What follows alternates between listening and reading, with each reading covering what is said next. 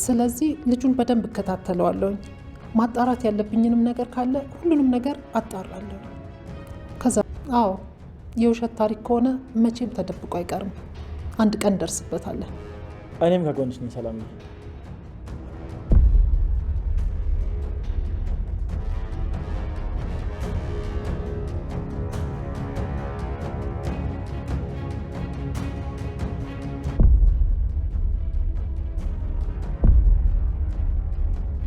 ምን እያደረገ ነው? ምንድነው ተደብቆ የሚሰማው? አመሰግናለሁ ሳሚ።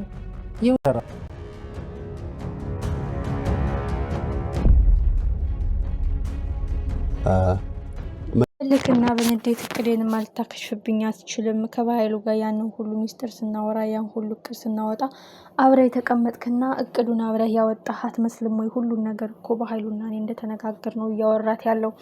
አሁን የወንድሜ ልጅ አለውልህን ያለውልህ እያለች እያለቃቀሰች አልነበረ? ምንድነው አንዴው ባንዴው ሀሳቧን የምትቀይረው? እያለ እንግዲህ ጆ ሲናደድና ሲበሳጭ አይተነዋል። ብሌንም በሩ ላይ ተለጥፋ ስትሰማ ማየቷ በጣም አሪፍ ነው። ምክንያቱም ሳታስነቃ ወደ ኋላ ተመልሳ ምን እያረክ ነው ብላ ከማስደንገጥ ልቅ ቀስ ብላ ወደ ኩሽና ተመልሳ ወይም በዛኛው በር ገብታ ያለውን ነገር ለሳሚ ብትነግረው መልካም ነው የሚል ግምት አለኝ። ብሌን ያየችውን ዝም ብላ ማለፍ አትችልም። ከመጀመሪያው ጥርጣሬና ፍራቻ ነበራት። ያለ ምክንያት በር ላይ ተለጥፎ አያዳምጣችሁም? ምን እያወራችሁ ነው? በማለት እንግዲህ ልጠይቀው ትችላለች ሳሚን። ሳሚም ስለሱ ነበረ የበኃይሉ ተላላኪ ነው እንጂ የበኃይሉ ልጅ አይደለም እያል። ስለዚህ ይሄን ነገር ደግሞ እቅዱ እንደከሸፈበት ስላወቀ ነው እንጂ በትክክል እውነታና ሀቅ ቢኖረው ምንድነው የሰማሁት? ለምንድነው የማታምኑ? በማለት በንዴትና በብስጭት ወደ ቤት ገብቶ ሊያናግራችሁና ሊያሳምናችሁ ይችል ነበር። ስለዚህ እቅዱ ስላወቃችሁበት ነው ተለጥፎ ሲሰማችሁ የነበረው ስትል አጋለጠች። ዳግምም በስተመጨረሻ የጆንን እውነት አወቀ።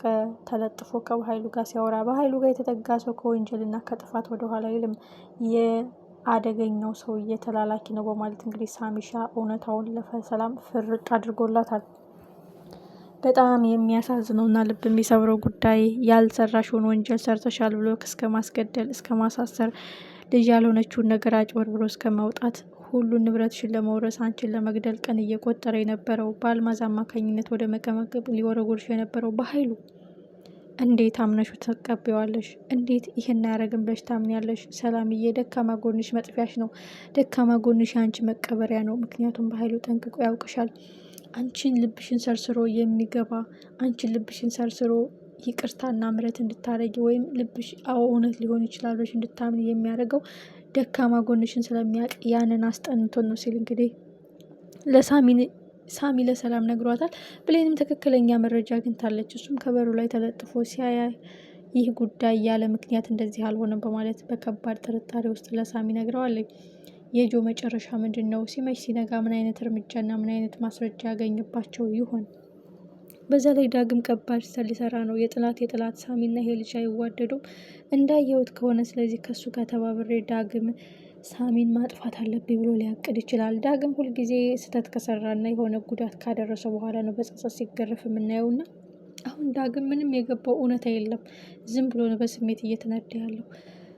በጣም የሚያሳዝነውና ልብ የሚሰብረው ጉዳይ የወይዘሮ ገነት ጎረቤት ወይዘሮ ፀሐይ በአቶ በኃይሉ ታግታለች።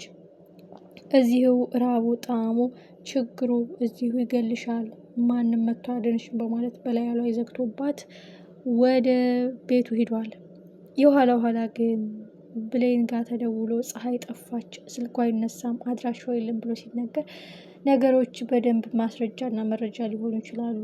አንቺ ጋር መጥቶ ጉዳት ሊያደርስብሽ ይችላል። ስለዚህ ቃል ከሱ ጋር ተባብራ ልትሰራ ትችላለች። ስለዚህ ቢያንስ አንድ ነገር ቢፈጠር ፀሐይ መታ እንዳደርስብን በማለት ፀሐይን አግተዋል ሊሆን ይችላል በማለት በፍጥነት የፀሐይ መጥፋት ገነት ካልተናገረች አሁንም ብሌን ላይ ከባድ ጉዳት ሊደርስ ነው። ጆ አሁን ዳግም ከጎኑ ከሆነ ዳግም ሳሚን ማጥቃት እፈልጋለሁ ብሎ ካለ በጣም ከባድ ነው። በጣም ማለት ነው። በቃ ዳግም በጣም ጅል ነው ሲጀመር። ቆም ብሎ ማሰብ አይችልም። ጉዳዩን ከፈጸመው በኋላ ነው በጸጸት ሲጎዳ የምናየውና አቶ በኃይሉ እንግዲህ የኔ ጀግና የኔ አንበሳ ይነቃብሃል ብዬ ፈርቼ ነበረ። አንተ ግን በጥንቃቄ እየተራመድክ ነው። ግራና ቀኝ ፊትና ኋላን ተመልከት። እቅድን ሳታሳካ እንዳትወጣ፣ እቅድን ሳታሳካ እንዳትመለስ። የኔ ትልቁ እቅድ የነገርኩን ፈጽመ ስትመጣ ትልቅ ሰፕራይዝ አለህ ነው። ሰፕራይዙ ግን እሱንም ድፍት አድርጎ ወደ መቃብር መሸኘት ነው። ይህ ሁሉ እውነታ ግን ያወቀለት አስቡት፣ በጣም ከባድ ነው። እውነታው ተደርሶበት ወንጀሉ የበኃይሉ ተላላኪ እንደሆነ ታውቆ ራሱ ከዛ ቤት ከወጣ እግዚአብሔር ማመስገን አለበት። ምክንያቱም እሱ ራሱ ሌላ ወንጀል ነው የሚሰራው። ወንጀለኛ ሊያደርገኝ ነበር፣ ንጹሖቹን፣ ታማኞቹን፣ ደጎቹን ሰዎች ሊጎዳቸው ነበር ብሎ የሚጎዳው እና በኃይሉም ሲናደድ አይተነዋል። በቃ አቅዳለው አይሳካልኝም፣ አቅዳለው በቃ ምናምን በቃኝ ምናምን የሚል ነገር። ክፉን ስራ ክፉ ነው። ክፉ ስራ ሽንፈት ነው። ክፉ ስራ ውርደት ነው። የትኛው ክፉ ስራ ነው በቃ ይሳካልናል ብለን አስበን ነው ተሳክቶልን የሚያውቀው? አወዳደቃችን የከፋ ነው። በጣም ከባድ ነው እና ቆም ብሎ ማሰብ አለባቸው። ወይዘሮ ሰላምን በድጋሚ ነገሮችን በጥንቃቄ መከታተል አለባት የሚል እምነት አለኝ። በእርግጥ ወይዘሮ ሰላም አሁንም ሄዶ እንዲህ ስታወሪ ሰማውሽ፣ ለምንድን ነው የምትጠራጠሪኝ? በቃ ሄዳለሁ ብሎ ሊያለቃቅስባት ይችላል። በዛ ምክንያት ልታምነው ትችላለች። ሳሚ ግን አሁን በኋላ የሚያየውን እንቅስቃሴ መረጃና ማስረጃ ይዞ ለሰላም ነው ሊያቀርብላት የሚችለው።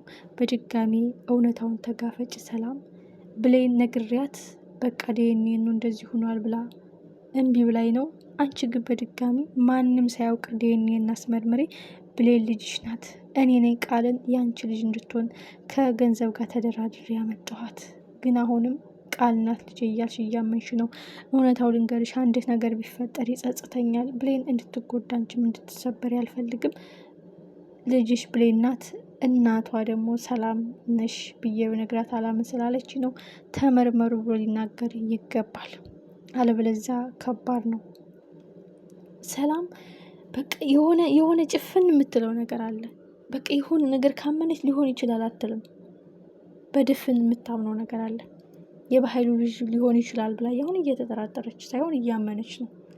ብሌንም ያለ ምክንያት አልወደድኳትም፣ ልብና ልባችን አልተገናኘም፣ እሷ ከልጅ አስበልጭ ስሜት ይሰማኛል ስለ እሷ ሳስብ እያለች ዶክተሩም ልጅሽ ብሌን ናት በእርግጠኝነት ይሆናል እያላት ማንም ሳያውቅ ዲኤንኤ ያስመርመር እየቻለች ዝም ብላ ነፈሱን አቆይታለች። እድሜ ለሳሚ። ሳሚ በስተመጨረሻ እንደሚያስተካክለው ተስፋ እናደርጋለን። ሌላው በጣም የሚያሳዝነው ነገር የወይዘሮ ፀሐይ ጉዳይ ነው። ወይዘሮ ገነት ደጋግማ ብትደውል ስልኳ አይሰራም፣ አይነሳም። እቺ ሴትዮ በሞትና በህይወት መሀል ነው ያለችው። ማነው ደርሶ የሚታደጋት? ማነው ከዛ ረመኔ እጅ የሚያወጣት? በኃይሉ ደግሞ መጡብኝ ሳይል ፀሐይን በላዩ ላይ ዘግቶባን ሄደው። ፀሐይ ወደ ገነት ቤት እንዴት ነው የምትመለሰው? ገነትን ካገኘቻትስ በትክክል እውነታውን ከነገረቻት ለብሌን ልትነግራት ትችላለች። ብሌንም በትክክል ይህ ልጅ የበኃይሉ ልጅ ሳይሆን የበኃይሉ ነፍሰ ገዳይ ነው በማለት ይነቃሉ ማለት ነው። አሁን ዳግም ከጆ ጋር ከተባበረ ከባድ ነው። ሳሚሻ ግን መረጃና ማስረጃ ይዞ ሊያጋልጠው ይገባል።